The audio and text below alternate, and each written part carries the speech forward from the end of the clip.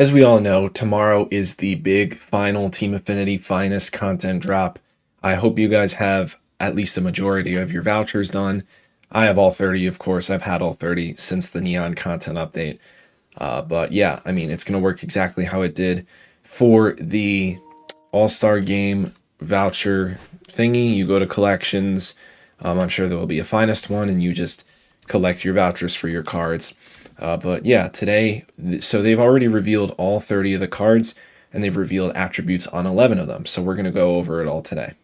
Before we get into the video, make sure you guys become a channel member to receive exclusive perks such as roster update advice from someone who's made over 10 million stubs this year, one-on-one coaching, and access to the members-only Discord. Link in the description. So we have 11 players who have already had their attributes released. For the other players, I did not make mock-ups because ultimately I felt that if they were revealing attributes, it wouldn't make sense to make attributes for all the cards for like all my work to just, be for nothing. But yeah, so I'm just quickly going to go through all these cards. A third of them will have attributes after this, but for the AL East, we have Kevin Gausman, Trevor Rogers, Drew Rasmussen, Garrett Crochet, and Cody Bellinger. One thing of note, there are a couple teams that might feel like their players were deserving of someone else, and it's because they don't have a pitching captain yet. So SDS made sure that their finest is a pitcher, hence why their Rays are Drew Rasmussen, and why the Junior Caminero that came out on Tuesday isn't in the Team Affinity. Moving down to the AL Central, we have Gavin Williams, Maikel Garcia, Tariq Skubal, Joe Ryan, and Colson Montgomery. Moving to the AL West, we have Joe Adell, Hunter Brown, Sean Newcomb, Logan Gilbert, and Wyatt Langford. It's another team right there for the Athletics. Makes sense why they gave it to Sean Newcomb. He was probably their best pitcher. They did not have a good pitching staff this year, but they did not have a pitching captain. So they ended up making sure that the finest card was a pitching captain. Moving on to the NL East, we have Drake Baldwin, Kyle Stowers, Francisco Lindor, CJ Abrams, and Trey Turner. For the NL Central, we have William Contreras, Sonny Gray, PCA, Dennis Santana, and Andrew Abbott.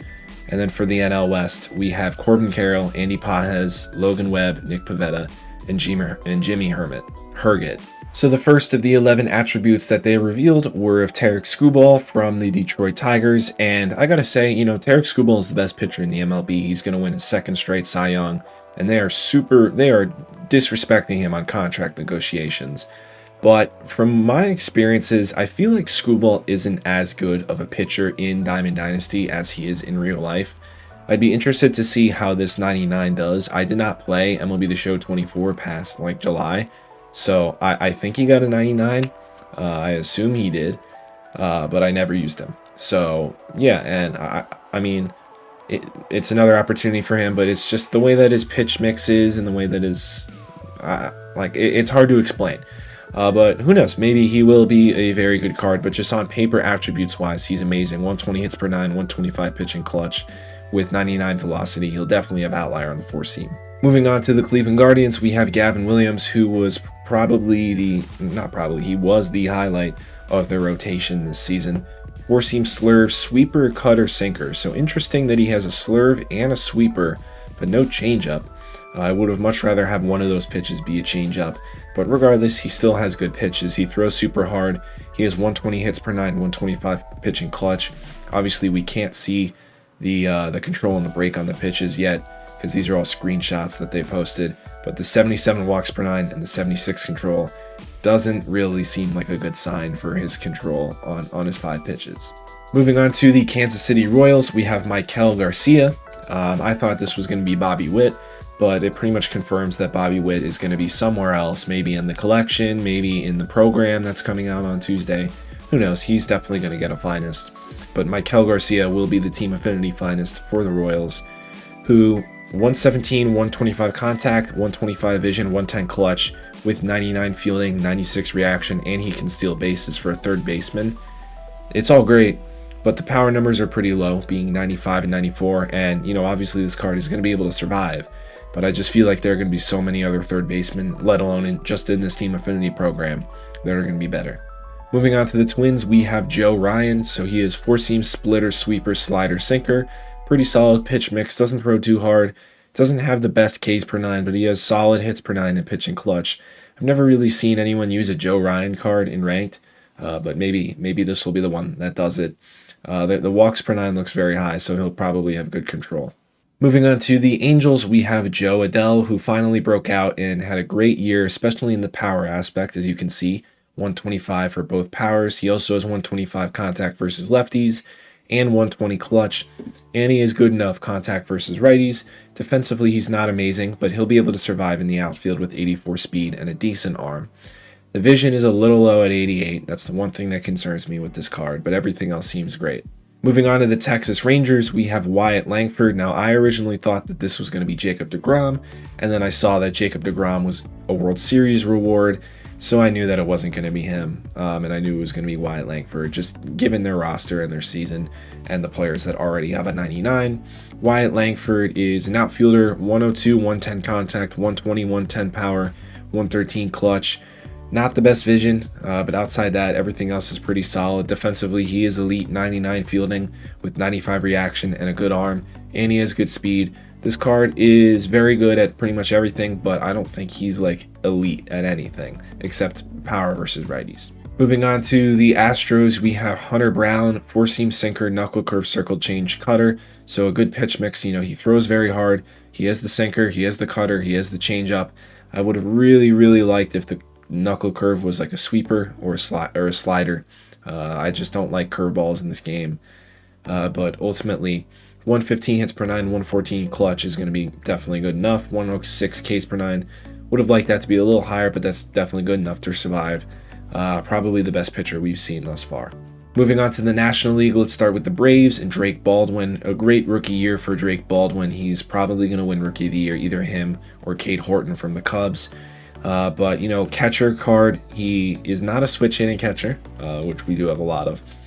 But yeah, catcher, 114, 125 contact, 125 clutch, 108, 109 for power, 107 for vision.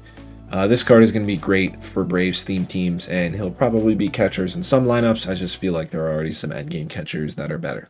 Moving on to the Miami Marlins, I think this was pretty obvious who it was going to be. It was going to be Kyle Stowers. Obviously, you know, he's going to destroy righties, maxed out for contact and power. Versus lefties, not as good. You know, he'll have good PCIs with 113 contact, but only 90 power, 115 clutch. The vision is low at 82, I will say that. But he has a great arm, you know, 94 arm, 95 accuracy. He can play left, first, center, and right with 71 speed. So he will be fine in the outfield, and he'll be a very good bat versus righties. Moving on to the Pittsburgh Pirates, it is Dennis Santana, a closing pitcher. And I think this pretty much confirms that Paul Skeens will be involved in the collection if he was not the team affinity reward. But anyway, I'm happy that they gave Dennis Santana a finest regardless of Paul Skeens, strictly because he is a great pitch mix, and he turns out very well in Diamond Dynasty. You know, slider, four-seam cutter, sinker, circle change. That's a great pitch mix. 99 velo, maxed out hits per nine and clutch. 101 Ks per nine. Would like that to be a little higher, but that's like the one bad thing with this card. Moving on to the Cardinals, we have Sonny Gray. Now, you guys are probably wondering, why is Sonny Gray the Cardinals captain? You know, he didn't really have that great of a season overall, and the Cardinals had a couple players in the lineup who could have gotten the finest. Like, a lot of people thought that this was going to be Mason Wynn. Again, just one of the 5 teams that needed a pitching captain. I wouldn't be surprised if we got a Mason Wynn in like the program or the pack, because there is going to be a finest pack. So if some of your favorite players aren't on here, there's definitely a high chance that they will be in the collection or the pack or the program. But just looking at this card by itself, four-seam, sweeper, curve, sinker, cutter, good pitch mix, does not throw very hard, and doesn't have good hits per nine in pitch and clutch. Probably not a card that I will be using. So yeah, that's going to be it for this video. If you guys are new here, follow me on all my social medias, Instagram, Twitter, TikTok, but most importantly, make sure to subscribe on here on YouTube. So yeah, see you guys in the next one. Peace.